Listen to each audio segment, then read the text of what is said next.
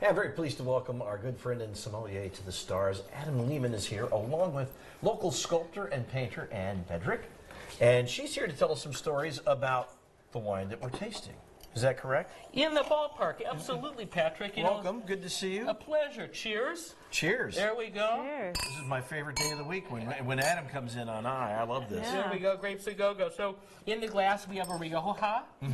This is a Spanish wine, 100% Tempranillo, and So the grape is Tempranillo. it is The region is Rioja, is it? done. Bingo. And the country is Spain. There we go. You know, as old world wines, those European wines are named by really the place that they come from. Right. Rioja is that place, and the primary grape varietal is Tempranillo.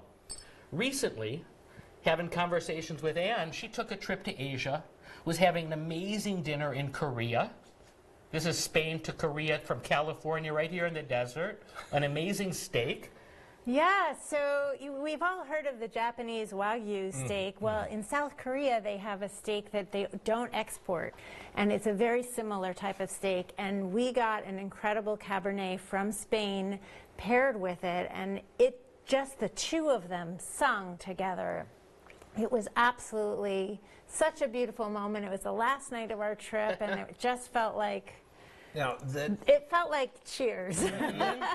that Wagyu beef, like it's beer fed, the cattle are fed beer, is it?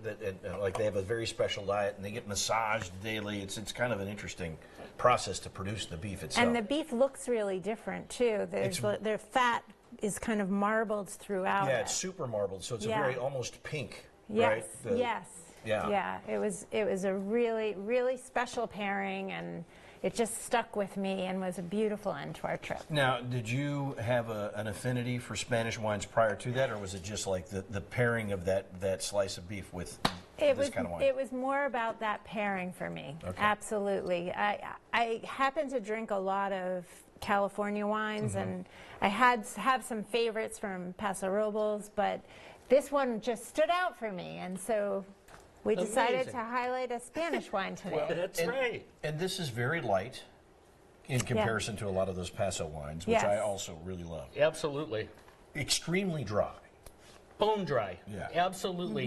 And you know, when we think about, generally speaking, like old world wines, European wines, versus new world wines, those from basically everywhere else, California, Argentina, New Zealand, you know, old world wines tend to be a little bit earthier, a little bit more restrained, almost like I picture in my head a caricature perhaps of a European person.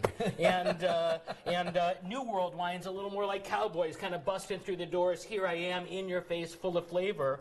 So we have an earthy kind of style here of a Tempranillo up against the general sort of California Paso's jammy, juicy styles. All right, you always say that you want to bring in wines that are approachable and affordable. Yep. What's the price point on a bottle of this? You know, give or take about $10 or so. There you go. Absolutely great with Really barbecue. very good.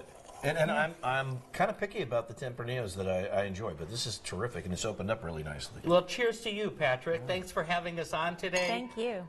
And thanks for coming in and sharing your experience Yeah. and traveling, tasting new foods, trying new wines. That's what it's Cheers. all about. Adam, the sommelier to the stars. There we go. All right, folks, if you want this, it's about a $10 bottle, and it's terrific. Thanks for bringing it in. A pleasure. You all have a great afternoon. We'll see you back here tomorrow. Cheers. Bye. News Channel 3 is now available on any of these streaming services. Watch live and on demand.